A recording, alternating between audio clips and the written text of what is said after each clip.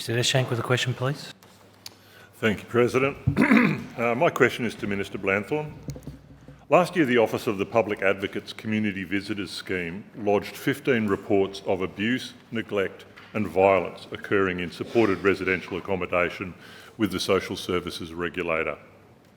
Women and LGBTQI+ people are particularly vulnerable to violence, including rape and sexual assault in these settings, as highlighted by the Royal Commission into Violence, Abuse, Neglect and Exploitation of People with a Disability. Minister, how does the Social Services Regulator enforce standards to protect SRS residents with a disability, particularly women and LGBTQI+ people? Minister.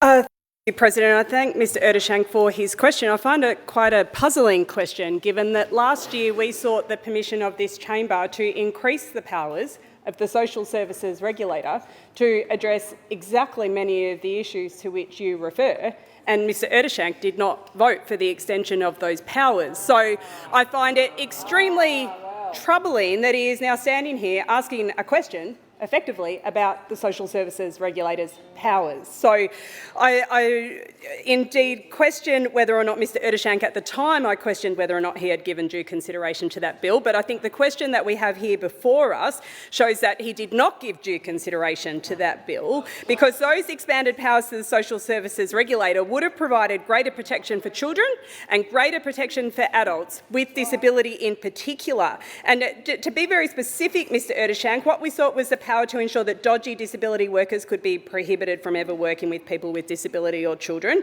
ensure that there was greater intelligence and information sharing to inform a reassessment of NDIS worker screening check, and this would ensure that in scenarios like the ones to which you refer, a regulator doesn't just indeed close off complaints with, and indeed as the Victorian Disability Worker Commission currently only has the power to do, which is closing off complaints with an apology, but that the Social Services Regulator could indeed consider incidents in their totality and the extent to which they pose an individual risk to either a child or another vulnerable person. And we also sought to establish a dedicated complaints function so there was greater intelligence to act earlier on concerns whenever parents, carers or advocates saw that something wasn't right. But Mr Ettershank, you voted against those powers. The Greens, Legalise Cannabis, and indeed those opposite voted against those powers. And it was this side of the chamber, with some support from other parts of the crossbench, that indeed we're committed to ensuring that we protect vulnerable people. So to stand here and ask me a question about the powers of the Social Services Regulator is a little troubling. Mr Ettershank, supplementary. Thank you, President, and thank you, Minister, for that enlightening response. The Mental Health Legal Centre has been informed of multiple incidents of sexual assaults occurring in SRSs over recent years. In a recent case of a woman who was sexually assaulted, not by a member of staff, the police and the regulator were not informed until sometime after the incident, by which time the victim had moved to another SRS. The perpetrator was not removed, and residents were left uninformed about the assault or the fact that the perpetrator was still in their midst. This is an obvious breach of the Social Service Regulator's standards, which SRSs must adhere to, existing standards, Minister. What is the government doing to improve coordination and information sharing between the police, the regulator, SRS operators, residents and the general public, so that timely reporting and consequent actions are taken to protect vulnerable residents? Minister.